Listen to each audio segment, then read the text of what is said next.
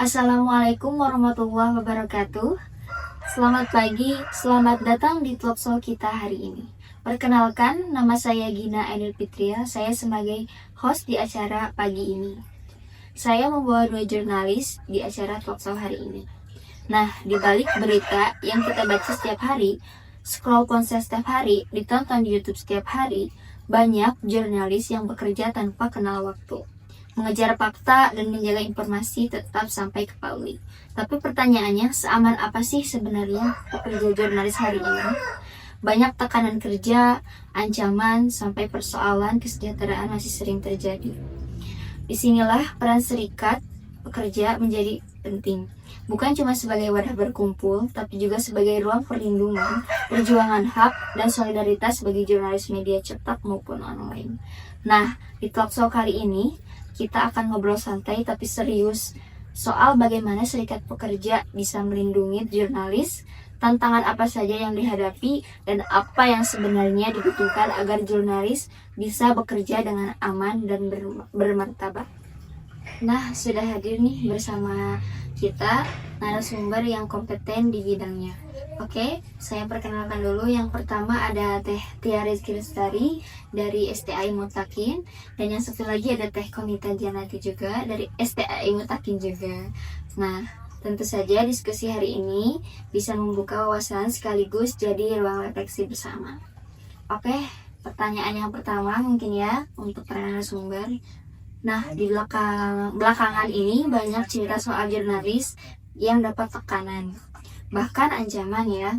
Menurut kalian, menurut para narasumber, apa sih kondisi yang wajar justru mengkhawatirkan dalam tekanan tersebut gitu? Boleh jawab? Boleh teh. Kalau menurut saya pribadi sih, ini tuh bentuk sesuatu yang gak wajar gitu ya. Karena kan sekarang zamannya media digital gitu ya. Terus juga para jurnalis itu tentunya banyak sekali ancaman-ancaman di luar gitu ya. Dan juga tentunya pasti membutuhkan yang namanya pekerja serikat gitu. Terus juga kan ada undang-undangnya juga gitu ya. Kayak gitu sih menurut saya.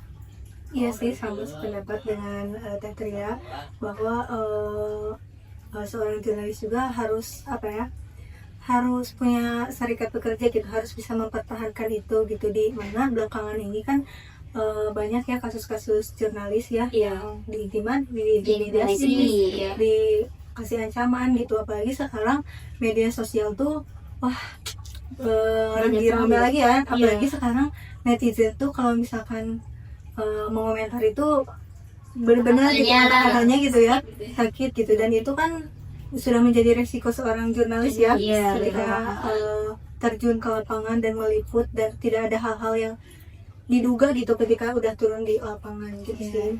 Berarti kita harus benar-benar ya kalau mengomentari karena ya dia punya hati.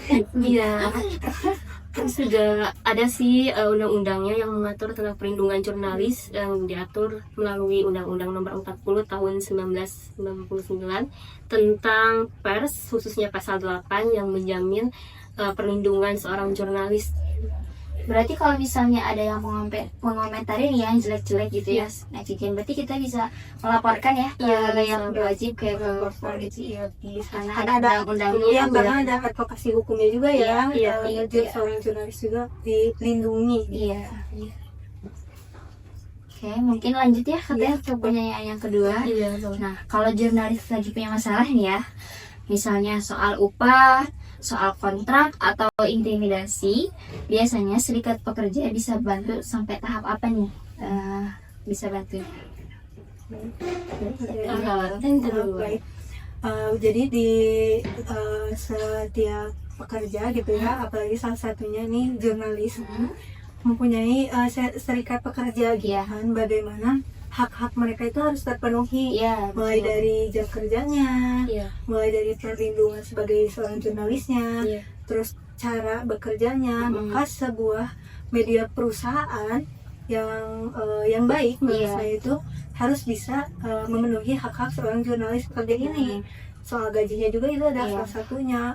apalagi seorang jurnalis ini tuh kan sering banget turun ke lapangan ya, turun ke lapangan, dan kadang ditugaskan ke luar daerah, luar pulau, dan itu perlu gitu perlindungan dan juga dibantu gitu ya, dimana seorang jurnalis tuh ketika turun ke lapangan tuh cuman berdua gitu. Apalagi kemarin kan ada di kasus bencana alam ya, seorang jurnalis itu kita harus ke sana, di mana kondisi di sana di lokasi itu tuh sangat tidak memungkinkan, tapi harus bisa gitu seorang jurnalis tuh, kayak gelap, kita harus bisa menahan lapar gitu kan, dan kondisi jalanan yang terputus gitu kan. Nah, di mana media jurnalis ini tuh salah satu, misalkan entah itu stasiun televisi nasional atau swasta, harus bisa menjamin serikat pekerja seorang jurnalis untuk memenuhi hak seorang jurnalis. Mungkin ya betul sih ya, saya juga sependapat sama Teh Nita juga ya,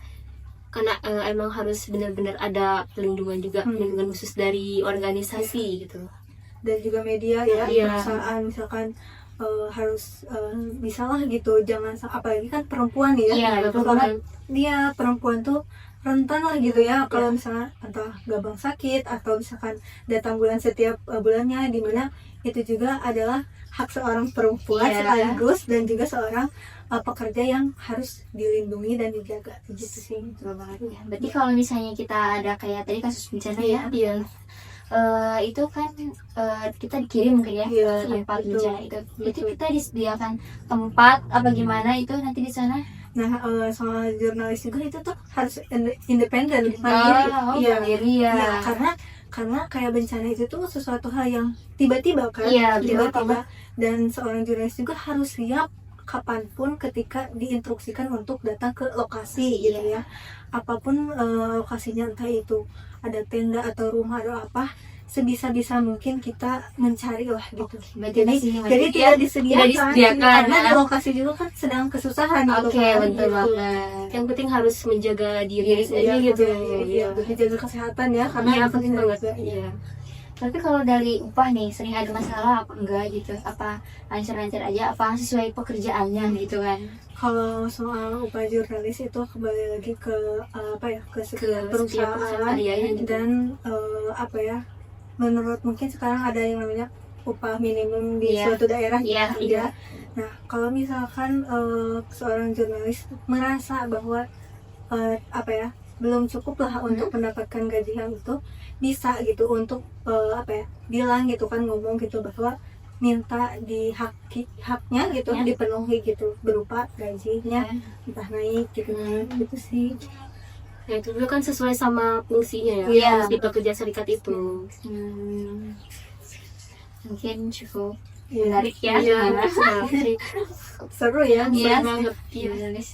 Seru, kita terjun ke lapangan jadi tahu ya di sana gimana gitu kan bencananya, seperti apa nih gitu. Apalagi kan sampai banyak jurnalis yang turun ke lapangan saat bencana kemarin itu sampai melihat langsung keadaan di sana tuh sampai parah gitu ya, terharu gitu ya, menangis gitu, di mana ada ya itu kasusnya juga ya sama jurnalis CNN itu waktu itu seorang perempuan gitu yang lagi meliput suatu bencana di Sumatera itu kan, dia tuh merasa simpati gitu, terus menangis kayak gitu lah.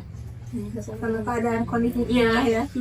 Kalau liburan juga ya, kalau liburan lebaran gitu ya, ada yang bekerja ya, jadi tidak ada liburnya. Oke, mungkin ya itu dia. Terus pertanyaan yang terakhir nih ya, buat para jurnalis muda nih yang baru terjun ke dunia media, apa sih pesan yang penting untuk para serikat pekerjanya gitu? Ternyata dulu nanti sama saya timbal dulu.